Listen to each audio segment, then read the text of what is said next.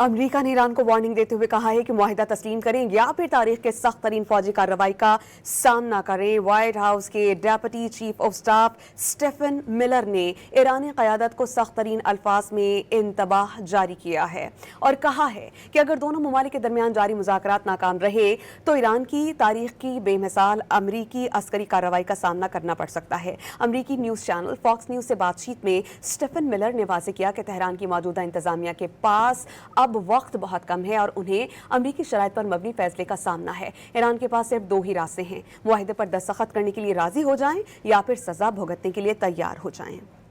America ने Iran को warning देते हुए कहा है कि मुआहिदा तस्लीम करें या फिर तारीख के सख्त तरीन फौजी कार्रवाई का सामना करें। व्हाइट हाउस के deputy chief of staff Stephen Miller ने ईरानी क़यादत को सख्त तरीन अल्फाज में इंतबाह जारी किया है और कहा है कि अगर दोनों ममालिक के दरमियान जारी मुज़ाकरात नाकाम रहे तो ईरान की तारीख की बेमिसाल अमरीकी अस्करी कार्रवाई का सामना करना पड़ सकता है। अमरीकी न्यूज़ चैनल फॉक्स न्यूज़ से बातचीत में स्टेफन मिलर ने वाज़ेह किया कि तेहरान की मौजूदा इंतजामिया के पास अब वक्त बहुत कम है और उन्हें अमरीकी शराइत पर मबनी फैसले का सामना है। ईरान के पास सिर्फ दो ही रास्ते हैं, मुआहिदे पर दस्तखत करने के लिए राजी हो जाएं या फिर सजा भुगतने के लिए तैयार हो जाएं।